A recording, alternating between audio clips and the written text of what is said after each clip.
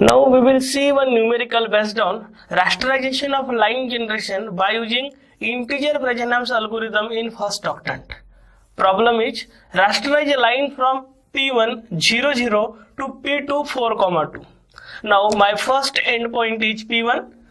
So P1 coordinates are x1 comma y1 is equals to 0 0 and P2 x2 comma y2 equals to 4 2. So x1 is 0, y1 is 0, x2 is 4 and y2 is 2. We have to go for the algorithm. Algorithm works in 3 steps. Step 1, initialize variables. We have to compute the initial value of x, y, del x and del y. What is x? X is equals to x1. What is x1? x1 is 0. So x is equals to x1 is equals to 0.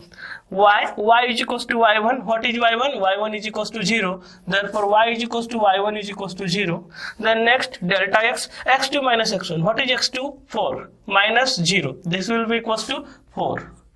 Next delta y will be equals to y2 minus y1. What is y2? 2 minus of 0. That will be equals to 2. So in this way, in step 1 we have computed x, y, del x and del y. X is equals to x1, that is 0, y is equals to y1, that is 0, del x, x2 minus x1, that is 4 minus 0 equals to 4, and del y, y2 minus y1, that is 2 minus 0 is equals to 2. So this is all about step 1.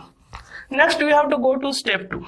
Step 2 is initialization of error term. Now here we don't have e, here we have e bar. And how e bar is calculated? E bar is equals to minus of del x. Now what is minus of del x? We have calculated del x earlier. What is del x? 4. So e bar will be equals to minus of 4. Next we have to go for a main loop. Now I am having a main loop. For I is equals to 1 to delta x means up to 4, my algorithm will be executed. I have to go for plot x comma y. I have to increment the major axis. I have to recompute the error term, and then for incrementation of my minor axis, I have to check the condition e bar is greater than equals to 0, and if condition will be satisfied, I have to increment y by 1, and then I have to recompute the error term. Now in step number 3, we have initial value of x is equals to x1, that equals to 0. Initial value of y is equals to y1, that equals to 0, and initial value of e bar, which we have computed in step 2, e bar is equals to minus del x, that equals to minus 4. And now we have in step number 3, my I will be equals to 1. So here I will be equals to 1.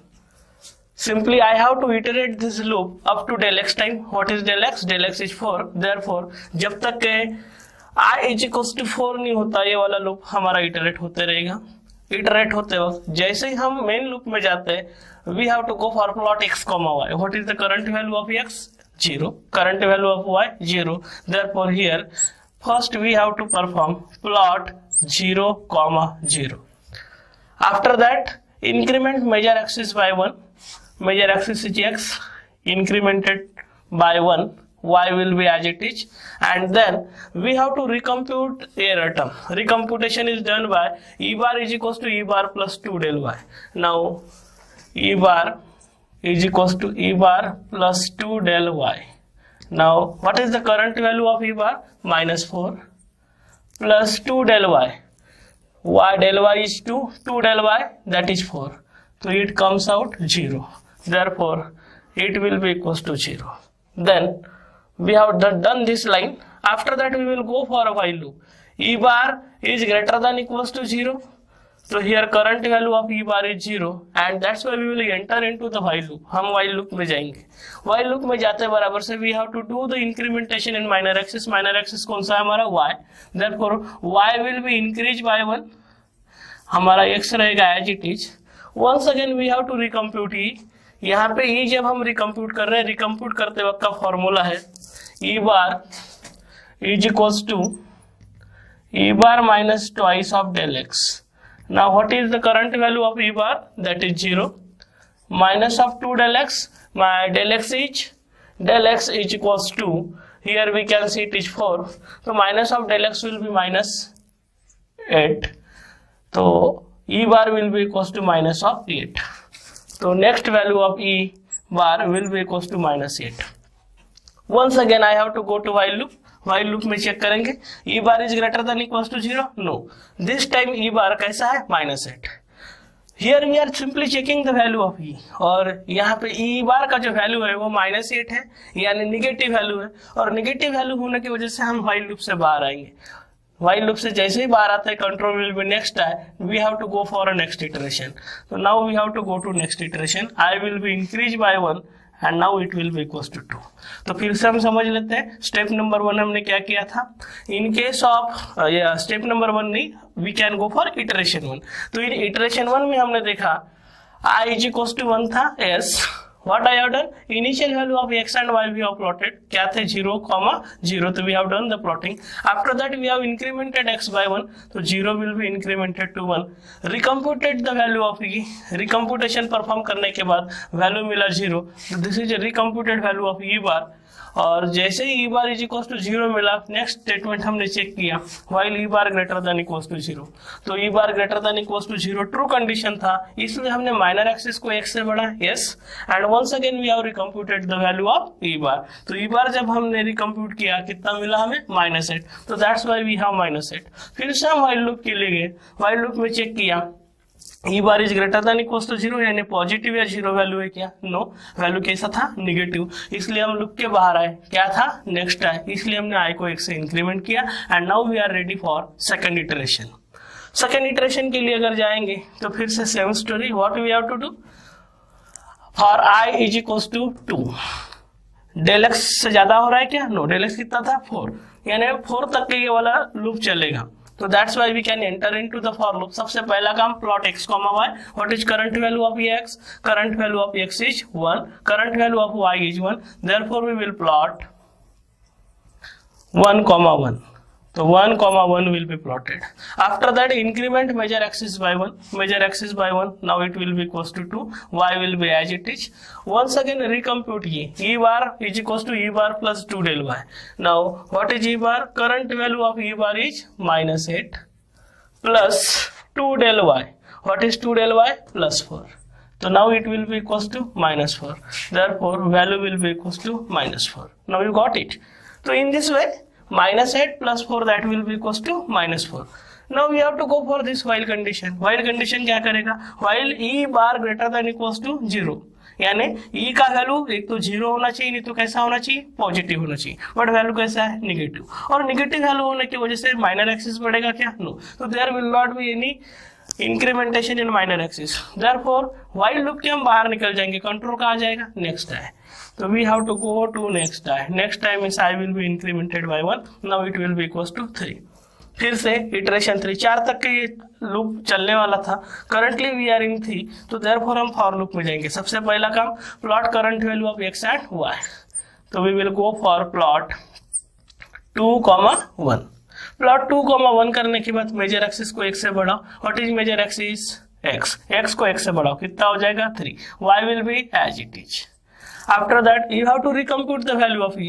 How to recompute? Recompute के लिए formula क्या था, e bar is equals to e bar plus 2 del y. Current value of e bar कितना है, minus 4. तो minus 4 plus twice of del y कितना है, 4. तो minus plus 4 that will be equals to 0. तो here value will be equals to 0. फिर जाएंगे while loop के लिए. While e bar greater than equals to 0. E का वैल्यू 0 या पॉजिटिव है क्या, यस, 0 है. तो therefore we have to enter into the while loop. While loop में जैसे ही जाएंगे, माइनर एक्सिस को 1 से बढ़ाना है. माइनर एक्सिस कौन सा है, y. तो 1 plus 1, 2. Value of x as it is. After that you have to recompute the value of e bar. E bar कैसे कैलकुलेट करेंगे, e bar is equals to minus of 2 del x. Current value of e bar कितना है, 0. इसलिए 0 minus of 2 del x. 2 del x कितना है, 8. तो 0 minus 8, it comes out minus 8. So therefore here there will be minus 8.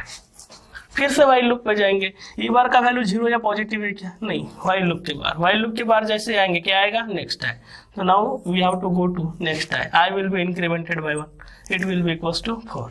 जैसे ही 4 में आए, हम लेंथ ऑफ लाइन एक्सीड कर रहे हैं क्या, नहीं.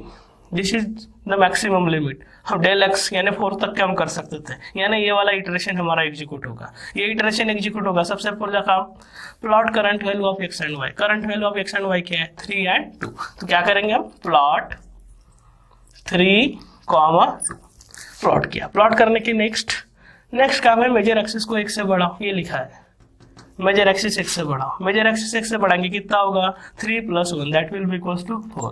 Minor axis as it is रहेगा। After that recompute the value of e bar. कैसे रिकम्प्यूट कर रहे हैं, e bar is equals to e bar plus 2 del y। Current value of e bar कितना है -8, तो it will be -8 plus 2 del y। 2 del y कितना है 4, it comes out -4। तो here therefore value will be -4। अब value -4 है, while loop check करेंगे। While e bar greater than equals to 0, नहीं नेगेटिव वैल्यू मिल गई।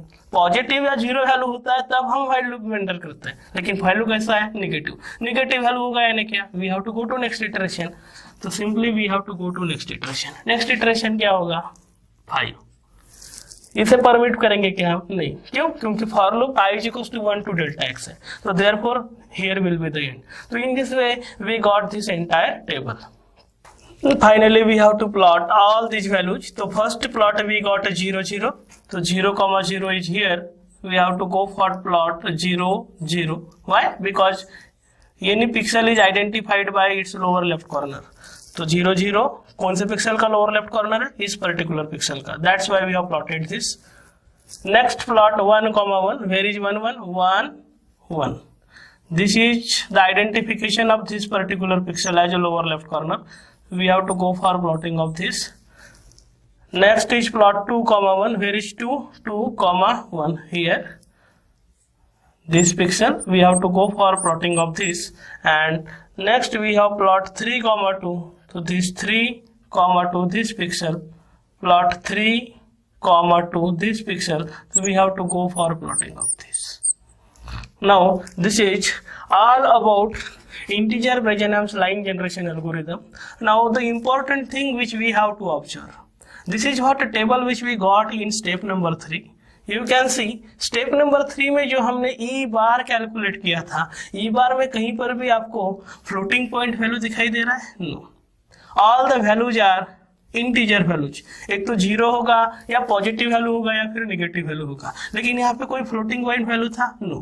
तो फ्लोटिंग पॉइंट वैल्यू यहाँ पे नहीं होता है, जिसका मतलब हमारा अरिथमेटिक जो है वो ऑटोमेटिकली फास्ट हो जाता है। तो this is what goodness of this algorithm. तो हमारा जो ओरिजिनल एल्गोरिथम था Bresenham's line generation algorithm for first octant, उसको मॉडिफाई हमने किया और इंटीजर ब्रेजेनहम्स एल्गोरिथम जो बनाया था। तो इंटीजर वर्जन का बेसिक एडवांटेज यही है कि यहाँ पे जो कोई भी हम ई बार की वैल्यू कैलकुलेट करते हैं वो हमेशा आपकी इंटीजर वैल्यू होती है, जिसकी वजह से हमारा कंप्यूटेशन स्पीड बढ़ जाता है। यानी हम ये कह सकते हैं कि running time of this algorithm is faster as compared to original one। So this is what integer Bresenham's line generation algorithm।